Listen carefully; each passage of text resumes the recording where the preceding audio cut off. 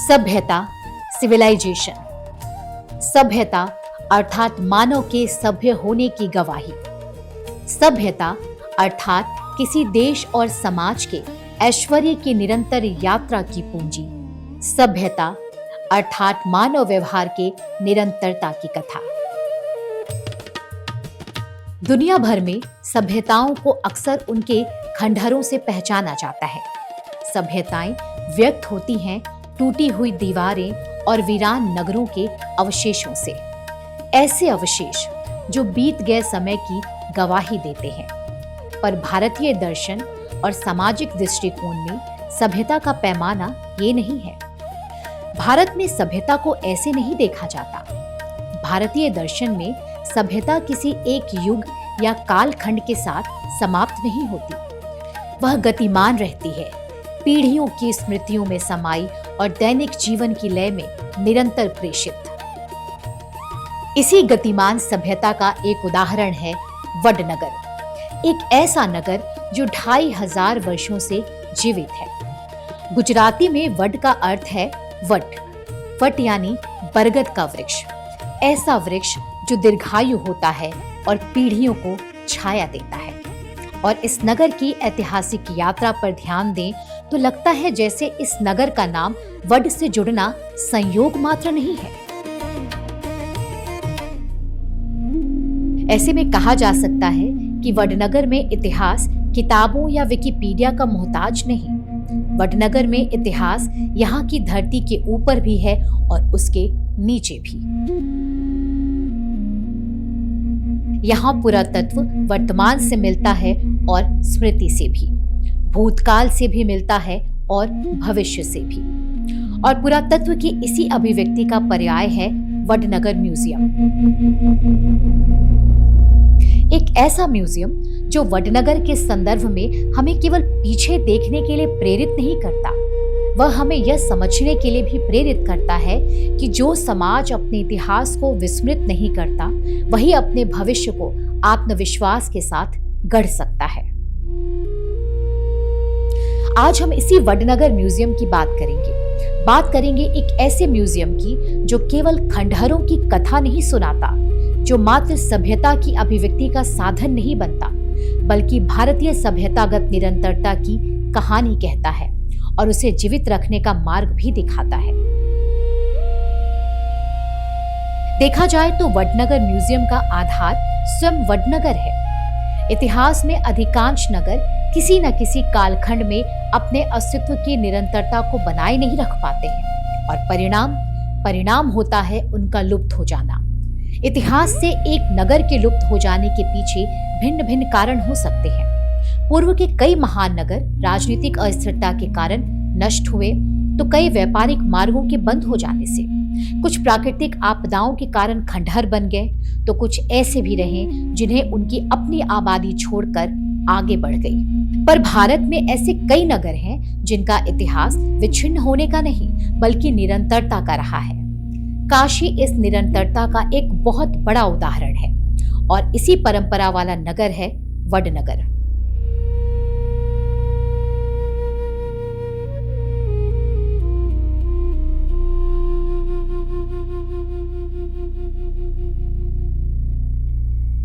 Archaeological evidence और historical studies से पता चलता है कि वडनगर कम से कम 2500 वर्षों से ह्यूमन सेटलमेंट वाला नगर रहा है। सभ्यतागत निरंतरता का जीता जागता सबूत।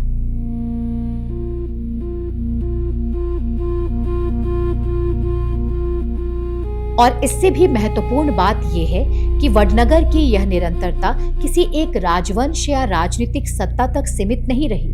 मौर्य काल से लेकर गुप्त काल, सोलंकी काल, सल्तनत काल, मुगल काल और औपनिवेशिक काल तक वडनगर अलग अलग राजनीतिक व्यवस्था के बीच अपने अस्तित्व को बनाए रखने में सफल रहा। आर्कियोलॉजिकल एक्सकैवेशन से प्राप्त अवशेष हों, विभिन्न कालखंड के बर्तन हों या वास्तुकला निर्माण की तकनीक, वडनगर इनकी सहायता से खुद को जीवित रखने में सफल रहा है।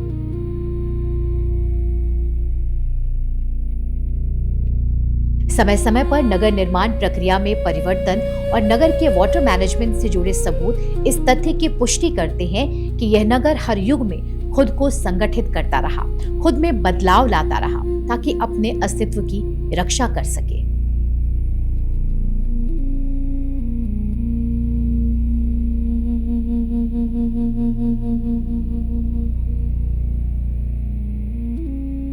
वडनगर के बारे में सबसे महत्वपूर्ण तथ्य यह है कि 2500 वर्षों की इस निरंतरता में इस नगर के पूरी तरह से परित्याग किए जाने का प्रमाण नहीं मिलता। वडनगर की सभ्यतागत यात्रा के रुकने के प्रमाण नहीं मिलते।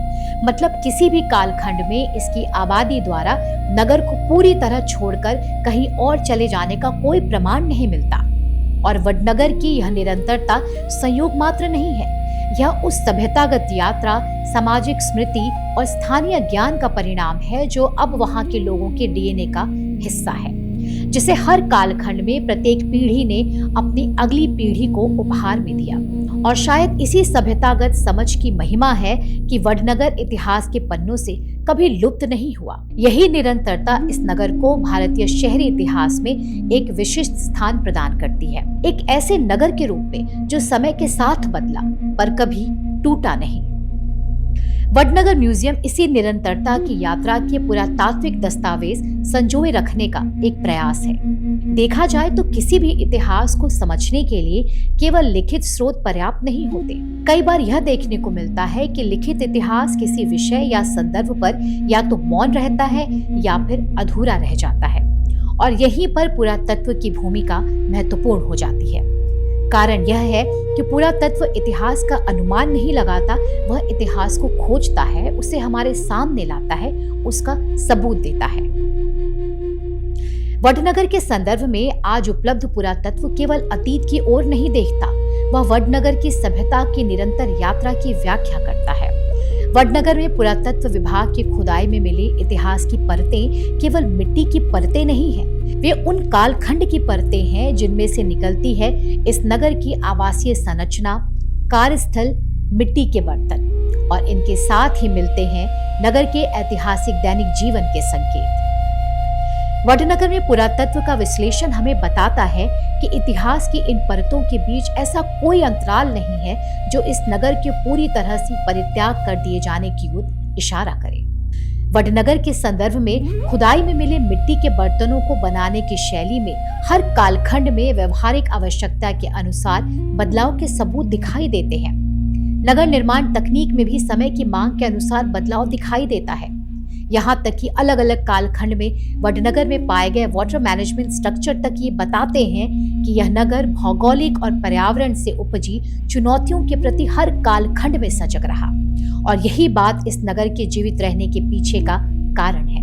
यही कारण है कि वडनगर में पुरातत्व में मिले अवशेष केवल अतीत को नहीं दिखाते, वे हमें ये भी बताते हैं कि ये नगर क्यों और कैसे समय के साथ अपनी निरंतरता बनाए रखने में सफल रहा। और इसी वैज्ञानिक समझ पर आधारित है वडनगर म्यूजियम, एक ऐसा म्यूजियम जो सभ्यतागत वस्तुओं को प्रदर्शित भर नहीं करता, बल्कि उन्हें उनके कालखंड, परतों और संदर्भों के साथ समझने का अवसर देता है। आमतौर पर एक संग्रहालय, एक म्यूजियम अतीत को संग्रहित करने की जगह होता है, ऐसी जगह जहां ऐतिहासिक वस्तुएं, तिथियां और जानकारी इकट्ठा की गई हो। पर मॉडर्न म्यूजियोलॉजी में म्यूजियम की भूमिका केवल संरक्षण तक सीमित नहीं है, और यही कारण है कि वडनगर म्यूजियम ऐतिहासिक तथ्यों, वस्तुओं और तिथियों की व्याख्या भी करता है और उनका संदर्भ भी बताता है। म्यूजियम की बनावट यहाँ आने वाले दर्शक को सोचने में मदद करती है। म्यूजियम को ध्यान से देखें तो हम पाते हैं कि यहाँ खुदाई से प्राप्त वस्तुओं को अलग अलग और अनरिलेटेड यूनिट्स के रूप में नहीं रखा गया है। चूंकि ये एक एक्सपीरियंशियल अर्थात अनुभवनात्मक म्यूजियम है, इसलिए यहाँ संग्रहित वस्तुओं को और उनकी परतों को कालक्रम और ऐतिहासिक संदर्भों के साथ जोड़ा गया है। म्यूजियम में रखा प्रत्येक अवशेष एक आर्टिफैक्ट भर नहीं है, वह सबूत है इस बात का कि किस युग में कैसे लोग रहते थे, कैसे निर्माण करते थे, कैसे जल का प्रबंधन करते थे और कैसे आवश्यकता पड़ने पर अपने नगर को फिर से बनाते थे।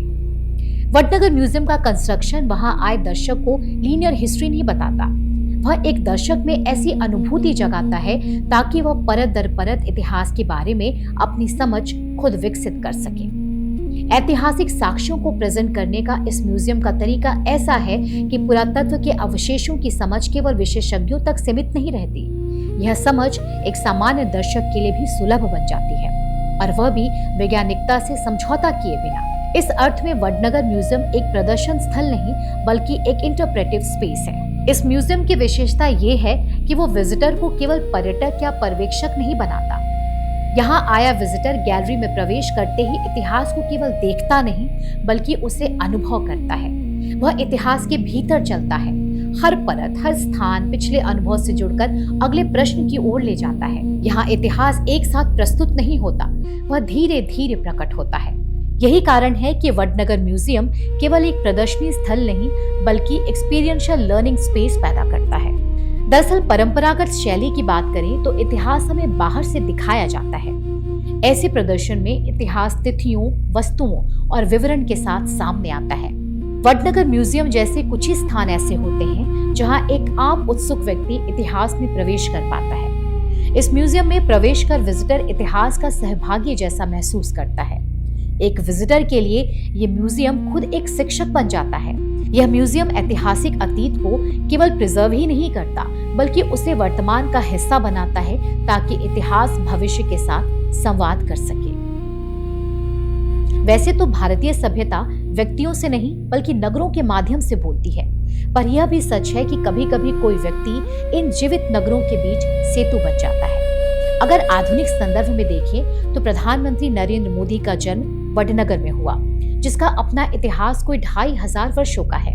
दूसरी ओर वे ऐसे नगर से देश की संसद में पहुंचे जिसका अपना इतिहास 4000 वर्षों से भी पुराना रहा है। यह संयोग हो सकता है, पर यह उस सभ्यता का भी संकेत है जिसके अनुसार हमारे नगर तो हमारी सभ्यतागत स्मृति के वाहक हैं, पर उस सभ्यतागत स्मृति को आगे ले जाने का माध्यम कोई व्यक्ति बनता है। वडनगर और काशी की यही निरंतरता इस बात का सबूत है कि दोनों ही नगर समय के साथ बदले पर टूटे नहीं।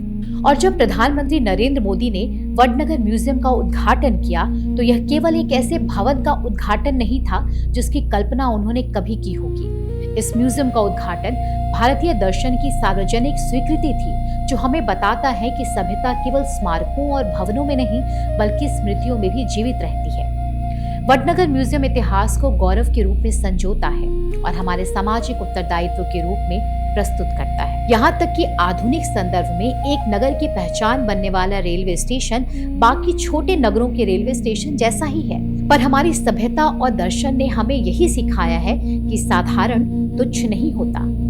इसी वडनगर स्टेशन पर एक बालक ने जीवन के इसी दर्शन को बहुत नजदीक से देखा और समझा। उसने समझा कि संघर्ष, श्रम और समाज का महत्व क्या है, और शायद इसी संघर्ष ने उसे बताया कि सभ्यता वहीं जीवित रहती है जहां स्मृति निरंतर यात्रा में रहती है। वडनगर से काशी तक और काशी से भविष्य की ओर।